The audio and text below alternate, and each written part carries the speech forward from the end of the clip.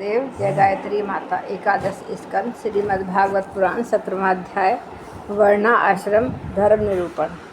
उद्धव जी ने कहा, कमल नयन श्री कृष्ण, आपने पहले वर्णाश्रम धर्म का पालन करने वालों के लिए सामान्यतः मनुष्य मात्र के लिए उस धर्म का उपदेश किया था जिससे आपकी भक्ति प्राप्त होती है। अब आप कृपा करके यह बतलाइए कि मनुष्य किस प्रकार से अपने धर्म का अनुष्ठान करे जिससे आपके चरणों में उसे भक्ति प्राप्त हो जाए। प्रभु महाभाव माधव, पहले आपने हंस रूप से अवतार ग्रहण करके ब्रह्मा जी को अपने परम धर्म का उपदेश किया था। ऋतु मदन बहुत समय बीत जाने के कारण वह इस समय मृत्युलोक में प्राय नहीं सा रह गया है, क्योंकि आपको उसका उपदेश किए बहुत दिन हो गए हैं। और अचित पृथ्वी में तथा ब्रह्म की उस सभा में भी जहाँ संपूर्ण वेद मूर्तिमान विराजमान रहते हैं, आपके अतिरिक्त ऐसा कोई भी नहीं है जो आपके इस धर्म का परिवर्तन अथवा संरक्षण कर सके। इस धर्म के परिवर्तक, रक्षक और उपेदक्ष आप हैं। आपने पहले जैसे मधु दैत्य को मारकर वेदों की रक्षा की थी, वैसे ही अपने धर्म की भी रक्षा की थी। स्वयं प्रकाश परमात्मन जब आप पृथ्वी तल से अपनी लीला श्रवण कर लेंगे, तब तो इस धर्म का लोप ही हो जाएगा, तो फिर उसे कौन बताएगा। आप समस्त धर्मों के मर्मज्ञ हैं, इसलिए प्रभु आप उस धर्म का वर्णन कीजिए जो आपकी भक्ति प्राप्त कराने वाला है, और यह भी बतलाइए कि किस लिए इसका कैसा विधान है। श्री सुखदेव जी कहते हैं, परीक्षक, जब इस प्रकार भक्त शिरोमणि उद्धव जी ने प्रश्न किया, तब भगवान श्री कृष्ण ने अत्यंत प्रसन्न होकर प्राणियों के कल्याण के लिए उन्हें सनातन धर्मों का उपदेश दिया। भगवान श्री कृष्ण ने कहा, उद्धव, तुम्हारा प्रश्न धर्मनीय है, क्योंकि इससे वर्णाश्रम धर्म मनुष्यों को परम कल्याण स्वरूप मोक्ष की प्राप्ति होती है। अतः मैं तुम्हें उन धर्मों का उपदेश करता हूँ, सावधान होकर सुनो। जिस समय इस कल्प का प्रारंभ हुआ था और पहला सतयुग चल रहा था, उस समय सभी मनुष्यों का हंस नामक एक ही वर्ण था। उस युग में सब लोग जन्म से ही कृतकृत्य होते थे, इसलिए उसका एक नाम कृतयुग भी है। उस समय केवल प्रणव ही वेद था और तपस्या, सोच, दया एवं सत्य चार चरणों से युक्त में ही ऋषभ रूपधारी धर्म था। उस समय के निष्पाप एवं परम तपस्वी भक्तजन मुझ हंस स्वरूप शुद्ध परमात्मा की उपासना करते थे। परम भगवान उद्धव, सत्ययुग के बाद त्रेतायुग का आरंभ होने पर मेरे हृदय से श्वास प्रश्वास के द्वारा ऋग्वेद, सामवेद, यजुर्वेद त्रैविद्या प्रकट हुई, और उस त्रैविद्या से होता है आधुर्य और उद्गाता के कर्म रूप तीन भेदों वाले यज्ञ के रूप से मैं प्रकट हुआ। विराट पुरुष के मुख से ब्राह्मण, भुजा से क्षत्रिय, जंघों से वैश्य और चरणों से शूद्रों की उत्पत्ति हुई। उनकी पहचान उनके स्वभाव अनुसार और आचरण से होती है। उद्धव जी, विराट पुरुष भी मैं ही हूँ, इसलिए मेरे ही उरु स्थल से गृहस्थ आश्रम, हृदय से ब्रह्म आश्रम, वक्ष स्थल से वानप्रस्थ और मस्तक से संन्यास आश्रम की उत्पत्ति हुई है। इन वर्ण और आश्रमों के पुरुषों के स्वभाव भी इनके जन्म स्थानों के अनुसार उत्तम, मध्यम और अधम हो गए हैं। अर्थात उत्तम स्थानों से उत्पन्न होने वाले वर्ण और आश्रमों के स्वभाव उत्तम और अधम स्थानों से उत्पन्न होने वालों के अधम हुए हैं। शम, दम, तपस्या, पवित्रता, संतोष, क्षमाशीलता, सीधापन, मेरी भक्ति, दया और सत्य, ये ब्राह्मण वर्ण के स्वभाव हैं। तेज, बल, धैर्य, वीरता, सहनशीलता, उदारता, उद्योगशीलता, स्थिरता, ब्राह्मण भक्ति और ऐश्वर्य, ये क्षत्रिय वर्ण के स्वभाव हैं।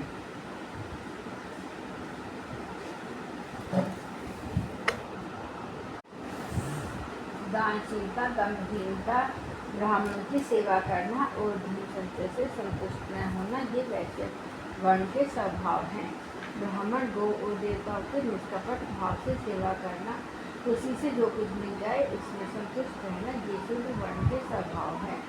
अपवित्रता, झूठ बोलना, चोरी करना, ईश्वर और परलोक की परवाह न करना, झूठ मूठ झगड़ना और काम, क्रोध एवं तृष्णा के वश में रहना, ये अंत्य जो के स्वभाव हैं। उद्धव जी, चारों वर्णों और चारों आश्रमों के लिए साधारण यह है कि मन, वाणी और शरीर से किसी की हिंसा न करे, सत्य पर दृढ़ रहे, चोरी न करे, काम क्रोध तथा लोभ से बचे और जिन कामों के करने से समस्त प्राणियों की प्रसन्नता और उसका भला हो वही करे। ब्राह्मण, क्षत्रिय तथा वैश्य गर्भाधान आदि संस्कारों के तरफ से यदोपरि संस्कार रूप विद्या जन्म प्राप्त करके गुरुकुल में रहे और अपने इंद्रियों को वश में रखे। आचार्य के बुलाने पर वेद का अध्ययन करे और उसके अर्थ का भी विचार करे। मेखला, मृगाकरण वर्ण के अनुसार धर्म, रुद्राक्ष की माला, यज्ञोपवीत और कमंडलू धारण करें, सिर पर जटा रखें, छोटी के लिए दांत और वस्त्र न धोने, रंगीन आसन पर न बैठे और कुछ धारण करे। स्नान, भोजन, हवन, जप और मल मूत्र त्याग के समय मौन रहे और कक्ष तथा गुप्तेंद्रिय के बाद नाखूनों को कभी न काटे, पूर्ण ब्रह्मचर्य का पालन करे, स्वयं तो कभी वीर्यपात करे ही नहीं। यदि सफल आदि में वीर्य स्थिर हो जाए तो जल में स्नान करके प्राणायाम करके उसी गायत्री का जाप करे। ब्रह्मचारी को पवित्रता के लिए एकाग्रचित होकर अग्नि, सूर्य, आचार्य, दो ब्राह्मण, गुरु, प्रजन और देवताओं की उपासना करनी चाहिए। सायंकाल और प्रातःकाल मौन होकर संध्योपासन एवं गायत्री का जप करना चाहिए। आचार्य को मेरा ही स्वरूप समझे, कभी उनका तिरस्कार न करे, उन्हें साधारण मन से समझकर रोज दृष्टि न करे, जो कि सर्वदेव में होता है। सायंकाल और प्रातःकाल दोनों समय जो कुछ भिक्षा में नीलू कहलाकर गुरुदेव के आगे रखें, केवल भोजन ही नहीं, जो कुछ हो सबको बनकर उनके आगे अनुसार बड़े सम्मान से भिक्षा आदि का यथोचित उपयोग करें। आचार्य यदि जाते हों तो उनके पीछे पीछे चले, उनके सो जाने के बाद बड़ी सावधानी से उनसे थोड़ी दूर कर सोएं। थके हों तो पास बैठकर चरण दबाने और बैठें तो उनके आदेश की प्रतीक्षा में हाथ जोड़कर पास में ही खड़ा रहें। इस प्रकार अत्यंत छोटे व्यक्ति की भांति सेवा के द्वारा सदा सर्वदा आचार्य की आज्ञा में तत्पर रहें।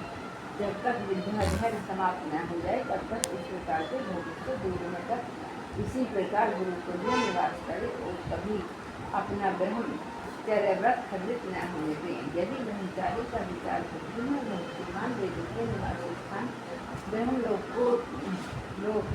में जब तो उसे आजीवन नैष्ठिक ब्रह्मचर्य व्रत ग्रहण कर लेना चाहिए और वेदों के स्वाध्याय के लिए अपना सारा जीवन आचार्य की सेवा में समर्पित कर देना चाहिए। ऐसा ब्रह्मचारी सचमुच धर्म तेज से संपन्न हो जाता है और उसके सारे पाप नष्ट हो जाते हैं। उसे चाहिए कि अग्निगुरु अपने शरीर और समस्त प्राणियों में मेरे विधि की उपासना करे और यह भाव रखे कि मेरे तथा सबके हृदय में एक ही परमात्मा विराजमान है। ब्रह्मचारी, वानप्रस्थ और सन्यासियों को चाहिए कि स्त्रियों को देखना, स्पर्श करना, उनसे बातचीत या हंसी मस्करी आदि करना दूर से ही त्याग दे। नखन करते हुए प्राणियों पर को दृष्टिपात तक न करे। उधर सोच, आचमन, स्नान, संध्या, उपासन, सरलता, तीर्थ सेवन, जप, समस्त प्राणियों में मुझे ही देखना, मन, वाणी और शरीर का संयम, यह ब्रह्मचारी, गृहस्थ, वानप्रस्थ और सन्यासी सभी के लिए एक सा नियम है। अस्य प्रश्नों का न को न छूना, अभक्ष्य वस्तुओं को न खाना और जिनसे बोलना नहीं चाहिए उनसे न बोलना, ये नियम भी सबके लिए हैं।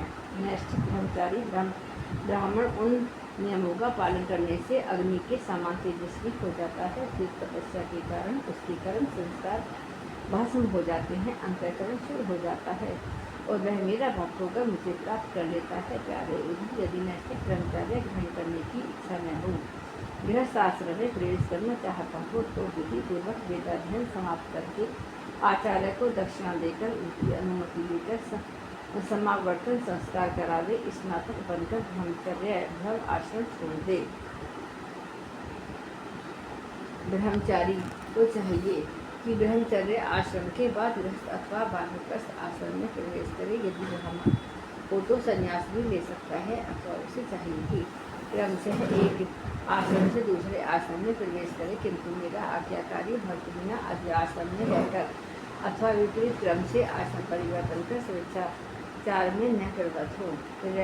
यदि ब्रह्मचर्य आश्रम के बाद आश्रम स्वीकार करना हो तो ब्रह्मचारी को चाहिए कि अपने अनुरूप एवं शास्त्रोक्त लक्षणों से संपन्न कुलीन कन्या से विवाह करे। वह अवस्था में अपने से छोटी और अपने ही वर्ण की होनी चाहिए। यदि कामवश अन्य वर्ण की कन्या से और विवाह करना हो तो क्रमशः अपने से निम्न वर्ण की कन्या से विवाह कर सकता है। यज्ञ आदि अध्ययन और दान करने का अधिकार ब्राह्मण, क्षत्रिय एवं वैश्य को समान रूप से है, किंतु दान लेने पर पढ़ाने और यज्ञ करने का अधिकार केवल ब्राह्मणों को ही है। ब्राह्मणों को चाहिए कि इन तीनों वृत्तियों के प्रिय है, अतः दान लेने की वृत्ति को तपस्या, तेज और यश का नाश करने वाली समस्या पढ़ाने एवं यज्ञ करने के द्वारा ही अपना जीवन निर्वाह करे। और यदि उन दोनों वृत्तियों में भी दोष जीवों को परावलंबन, दीनता और दोष दिखते हों तो अन्न कटने के बाद खेतों में पड़े हुए दाने लेकर ही अपने जीवन का निर्वाह कर ले। ब्राह्मण का शरीर अत्यंत दुर्लभ है। यह इसलिए नहीं है कि इसके द्वारा कुछ विषय भोग की भोगे जाए, यह तो जीवन को कष्ट भोगने, तपस्या करने और अंत में अनंत आनंद स्वरूप मोक्ष की प्राप्ति करने के लिए है। जो ब्राह्मण घर में रहकर अपने महान धर्म का निष्काम भाव से पालन करता है और खेतों में तथा बाजारों में गिरे पड़े दाने चुनकर संतोष पूर्वक अपना जीवन निर्वाह करता है, साथ ही वह अपना शरीर प्राण करने और आत्मा भी समर्पित कर देता है, कहीं भी अत्यंत आसक्ति नहीं करता, वह बिना संन्यास लिए ही परम शांति स्वरूप परम पद प्राप्त कर लेता है। जो लोग विपत्ति में पड़े कष्ट पा रहे हैं, मेरे भक्त मोहम्मद को विपत्तियों से बचा लेते हैं, उन्हें मैं सीधी ही समस्त आपत्तियों से उसी प्रकार बचा लेता हूँ जैसे समुद्र में डूबते हुए प्राणी को नौका बचा लेती है। राजा पिता के समान सारी प्रजा का कष्ट उद्धार करे, उन्हें बचावे, जैसे गज राज दूसरे गजों की रक्षा करता है और धीर होकर स्वयं अपने आप से अपना उद्धार करे। जो राजा इस प्रकार प्रजा की रक्षा करता है, वह सारे पापों से मुक्त होकर अंत में के समय में सूर्य के समान तेजस्वी विमान पर चढ़कर स्वर्गलोक में जाता है और इंद्र के साथ सुख भोगता है। यदि ब्राह्मण अध्यापन तथा यज्ञ आदि से अपनी जीविका न चला सके तो वैश्यवर्ती का आश्रय ले और जब तक विपत्ति दूर न हो जाए तब तक करे। यदि बहुत बड़ी आपत्ति का सामना करना हो तो तलवार उठाकर शत्रु की वृत्ति से भी अपना काम चला ले, परंतु किसी भी अवस्था में नीचों की सेवा, जिसे सेवानिवृत्ति कहते हैं, न करे। इसी प्रकार यदि क्षत्रिय भी प्रजापालन आदि के द्वारा अपने जीवन का निर्वाह न कर सके तो वैश्यवर्ती व्यापार आदि कर दे। बहुत बड़ी आपत्ति हो तो शिकार के द्वारा कुछ धातु को बढ़ाकर अपनी आपत्ति के भी काट दे, की सेवा सेवानिवृत्ति का आश्रय कभी न दे। वैसे भी आपत्ति के समय सूर्य की सेवा से अपना जीवन निर्वाह कर ले। शूद्र कटाई होने आदि कारुवृत्ति का आश्रय ले ले, परंतु ये सारी बातें आपत्ति काल के लिए ही है। आपत्ति का समय बीत जाने पर निम्न वर्णों की वृत्ति से गुरु का पालन करने का लोग न करे। यह पुरुष को चाहिए कि वेदाध्ययन रूप ब्रह्मचर्य, कर्तव्य, कृतज्ञ, भावरूप, काकबली आदि और आनंद अन्नदान, अतिथ्य आदि के द्वारा निरंतर रूप भूत, ऋषि, देवता, पितृ, मनुष्य एवं अन्य समस्त प्राणियों की यथाशक्ति प्रतिदिन पूजा करता रहे। गृहस्थ पुरुष अनायास प्राप्त अथवा शास्त्रों की विधि से उपार्जित अपने शुद्ध धन से अपने भृत्य आश्रित प्रजाजन को किसी प्रकार का कष्ट न पहुँचाते हुए न्याय और विधि के साथ रहे। फिर उधर गृहस्थ पुरुष कुटुंब में आसक्त न हो तो बड़ा कुटुंब होने पर भी भजन में प्रमाद न करे। बुद्धिमान पुरुष को यह बात समझ लेनी चाहिए कि जैसे उस लोक की सभी वस्तुएं नाशवान है, वैसे ही सर्व आदि परलोक के भोग भी नाशवान है। यह भी जो स्त्री, पुत्र, भाई, बंधु और गुरुजनों को मिलना जुलना है, यह वैसा ही है जैसे किसी का ऊपर कुछ कटोरी इकट्ठे हो गए और सबको अलग अलग रास्ते जाना है। जैसे सपन नींद उठने तक ही रहता है और वैसे ही मिलने जुलने वालों का संबंध भी बस इतना ही है। फिर तो कौन किसको पूछता है।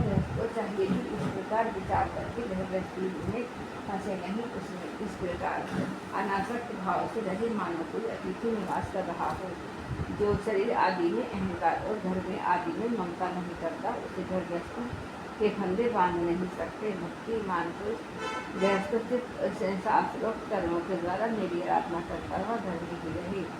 अथवा यदि पुत्रवान हो तो बालिका आश्रम में चला जाए, संन्यास आश्रम स्वीकार कर ले, फिर उधर जो लोग इस प्रकार का गृहस्थ जीवन में अभिपाकर घर बस्ती में ही आसक्त हो जाते हैं, पुत्र स्त्री और धनी की कामना में फंसकर हाय हाय करते रहते हैं। मूर्तावश स्त्री लंपट और कृपण होकर मेरे के फेरे पड़ जाते हैं, वे बन जाते हैं और वे सोचते रहते हैं कि हाय हाय मेरे माँ बाप बूढ़े हो गए, पत्नी के बाल बच्चे अभी छोटे छोटे हैं और न रहने पर ये तीन अनाथ और दुखी हो जाएंगे, फिर इनका जीवन कैसे चलेगा। इस प्रकार घर गृहस्थी की वासना से इसका चित्त विक्षिप्त हो रहा है। यह मूल बुद्धि पुरुष विषय भोगों से कभी तक नहीं होता और नियमित मिलकर अपना जीवन खो बैठता है और मरकर घोर तपों में नरक में जाता है। जय गुरुदेव जय।